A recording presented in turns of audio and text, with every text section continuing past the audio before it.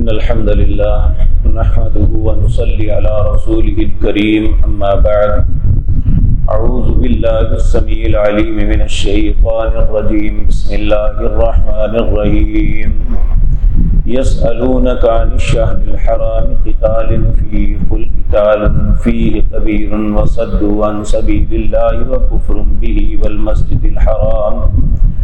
والمسجد الحرام وإخراج أهله منه أكبر عند الله والفتنة أكبر من القتل ولا يزالون يقاتلونكم حتى يردوكم عن دينكم إن استطاعوا ومن يرتد منكم عن دينه فيمت وهو كافر فأولئك حبطت أعمالهم في الدنيا والآخرة وأولئك أصحاب النار هم فيها خالدون إن الذين آمنوا والذين هاجروا وجاهدوا في سبيل الله أولئك يرجون رحمة الله والله غفور رحيم.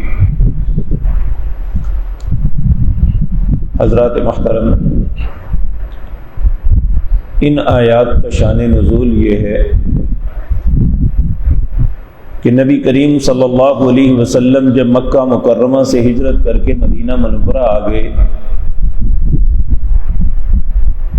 حالانکہ آپ بالکل الگ تھلگ ہو گئے، اس کے باوجود جو لوگ اہل کفر تھے، مشرکین تھے، یہ آپ کے ساتھ چھیڑ چھاڑ جاری رکھتے ہیں، اہل مکہ بھی، اور ان کو دیکھ کے کئی دلیر ہو گئے۔ تو پھر جہاں سے کوئی اس طرح کا معاملہ ہوتا تو نبی کریم صلی اللہ علیہ وسلم کوئی نہ کوئی لشکر تشکیل دے کے ان کی سرکوبی کے لیے بھیجتے۔ تو نبی کریم صلی اللہ علیہ وسلم نے اسی طرح ایک معرکے کے لیے عمر بن جموح رضی اللہ تعالی عنہ کو چند سوار دے کے ایک علاقے کی سرکوبی کے لیے بھیجا۔ جب یہ ان سے لڑے تو یہ 2 رجب ہو چکا تھا۔ رجب ان مہینوں میں سے ایک ہے جو اللہ نے حرمت والے بنائے ہیں۔ 3 مہینے پے در پے ہیں، یہ ایک شروع ہو چکا ہے ذیقعد، اس کے بعد ذی الحج، اس کے بعد محرم، یہ 3 مہینے حرمت والے پے در پے ہیں، اور ایک مہینہ رجب جو رمضان سے پہلے شعبان اور اس سے پہلے رجب ہوتا ہے۔ جب نبی کریم صلی اللہ علیہ وسلم کا یہ لشکر گیا اور ان کے ساتھ معرکہ ہوا تو کفار نے ایک پروپیگنڈے کا طوفان کھڑا کر دیا۔ دیکھیں حرمت والے مہینے میں لڑائی کی، خود جو شرارتیں کرتے ہیں ان کے متعلق کوئی پتہ نہیں، لیکن اگر مسلمان کوئی ایسا معاملہ کرتے تو فوراً پروپیگنڈا شروع کر دیتے ہیں۔ اور آج بھی یہی ہے کہ کفار جو ہیں قتل و غارت کرتی رہیں، مسلمانوں کے بچے مارتے رہیں، کچھ بھی ہو جائے تو انہیں کوئی نہیں پوچھتا۔ اگر مسلمان کچھ کر دے تو لو جی دہشت گردی کر رہے ہیں۔ یہ ہمیشہ سے طرز عمل کفار کا رہا ہے۔ تو پھر نبی کریم صلی اللہ علیہ وسلم سے سوال کیا، یسألونک عن الشہر الحرام قتال فیہ، آپ سے سوال کیا کہ حرمت والے مہینے میں لڑائی کے متعلق آپ کیا کہتے ہیں؟ جس طرح آج بھی نا بعض لوگ مولوی صاحب کو شرمندہ کرنے کے لیے ایسے ایسے سوال کرتے ہیں کہ انسان دنگ رہ جاتا ہے، زچ کر دیتے ہیں۔ اور یہ ہمارے ساتھ ہی نہیں، نبی کریم صلی اللہ علیہ وسلم کے ساتھ بھی ایسا ہوتا تھا۔ یسألونک عن الشہر، بڑے معصوم بن کے آئے تو کہنے لگے کہ حرمت والے مہینے میں لڑائی کیا ہے؟ چونکہ دلوں کے حالات اللہ جانتا ہے، تو اللہ رب العزت نے فوراً آیت نازل فرما دی، کہا قل انہیں کہہ دیجئے قتال فیہ کبیر، حرمت والے مہینوں میں قتال کرنا بہت بری بات ہے، بہت بڑی بات ہے، لیکن اس سے بڑی بات یہ ہے وصد عن سبیل اللہ، کہ تم اللہ کے رستے سے روکو۔ اگر کوئی مسلمان ہوتا ہے تو اس کے رستے میں کانٹے بچھاؤ، اس کے لیے ہر حربہ استعمال کرو کہ وہ اسلام کو چھوڑ دے۔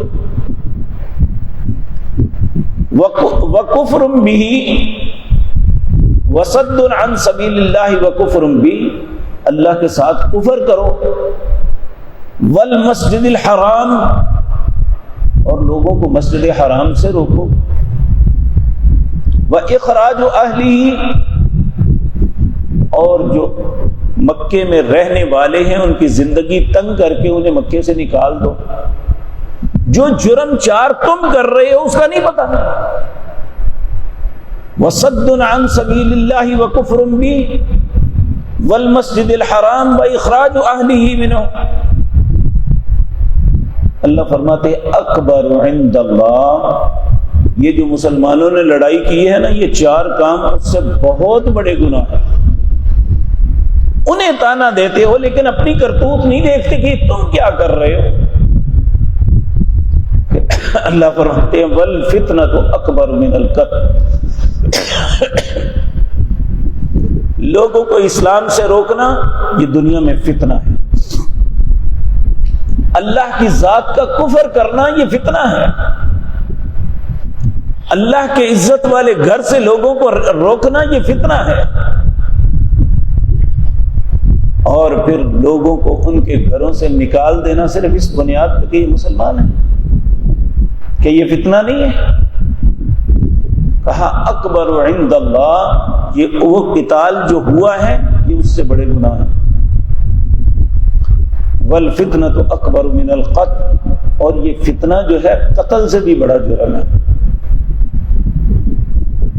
بلکہ اللہ رب العزت نے قتل کا بدلہ تو قتل ہے نا، لیکن جب مسلمان ملک کے اندر کوئی شخص فتنہ پھیلانے کا سبب بنے نا تو اس کی سزا اللہ نے بڑی سخت رکھی ہے۔ کہا اس کے ہاتھ پیر کاٹ دو، اس کی گردن کاٹ دو، کہ مسلمان معاشرے کے اندر فتنہ ڈالتے ہیں۔ لیکن آج تو تماشا بنا ہوا ہے، جس کو حکومت مل گئی وہ خیر، جسے حکومت سے معزول کر دیا جائے یا اسے حکومت نہ ملے وہ پورے ملک میں فتنے کا سبب بن جاتا ہے، وہ کوئی بھی ہو، جبکہ اس جرم کی سزا بڑی سخت ہے۔ تو اللہ رب العزت فرما رہے ہیں والفتنۃ اکبر من القتل، اور پھر اللہ کہتے ہیں ولا یزالون یقاتلونکم، کیا یہ ہمیشہ تم سے لڑتے نہیں رہتے؟ اور اس لیے لڑتے ہیں حتیٰ یردوکم عن دینکم ان استطاعوا، کہ تم اپنے دین سے واپس پلٹ جاؤ، ان کی کوشش یہی ہے۔ وَمَن يَرْتَدِدْ مِنْكُمْ عَنْ دِينِهِ، جو شخص اپنے دین سے مرتد ہو جائے، پھر جائے، فَيَمُتْ وَهُوَ كَافِرٌ، اگر وہ اسی حالت میں مر گیا تو کفر کی موت مرے گا۔ فَأُولَٰئِكَ حَبِطَتْ أَعْمَالُهُمْ فِي الدُّنْيَا وَالْآخِرَةِ، ایسا انسان اس نے زندگی میں کتنی بھی نیکیاں کیوں نہ کی ہوں، اس کی ساری نیکیاں برباد ہو جائیں گی،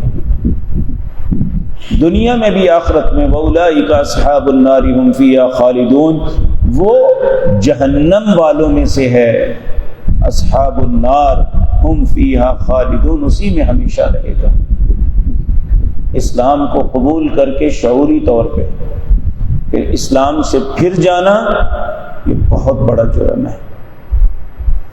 آج بدقسمتی دیکھیے، لوگ یورپی ممالک میں، ان ممالک میں نیشنلٹی لینے کے لیے اسلام سے ارتداد مرتد ہو کے لکھ کے دے دیتے ہیں کہ ہم فلاں مذہب اختیار کر لیا، اسلام کو ہم نے چھوڑ دیا، اور ہمیں مسلمانوں سے ڈر ہے، صرف دنیا کے حصول کے لیے مرتد ہو جاتے ہیں۔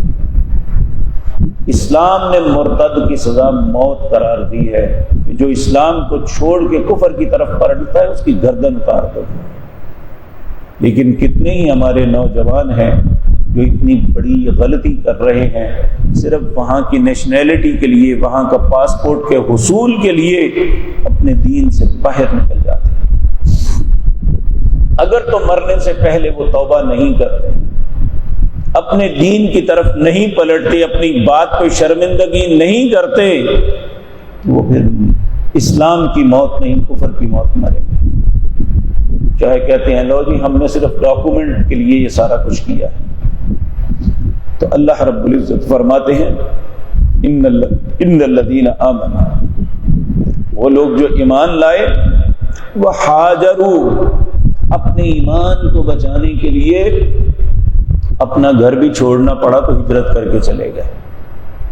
نہ کہ انسان دار السلام کو چھوڑ کے دار کفر کے اندر جا کے ان جیسا بن جائے،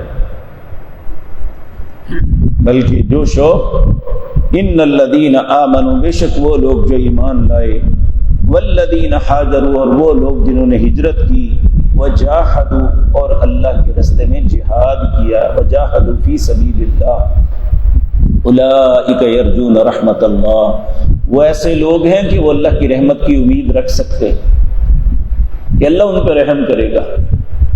واللہ غفور الرحیم، اور اللہ بڑا ہی بخشنے والا مہربان ہے۔ تو یہ آیات ہمارے لیے بہت اہم ہیں کہ ہمارے سمجھنے کے لیے کہ عمومی طور پہ یہ کہا جاتا ہے تو یہ دیکھیں جی وہ کہتے ہیں اس طرح پروپیگنڈا کرتے ہیں، یہ تو ہمیشہ سے ہوتا آیا ہے۔ کیا کفار کے پروپیگنڈے سے ہم اپنے دین کو چھوڑ دیں؟ دین پہ قائم رہنا ہی زندگی ہے، اور اگر آپ اپنے دین کو دنیاوی مفادات کے لیے چھوڑیں گے تو اللہ کی نظروں میں اصحاب النار، جہنم والے ہیں۔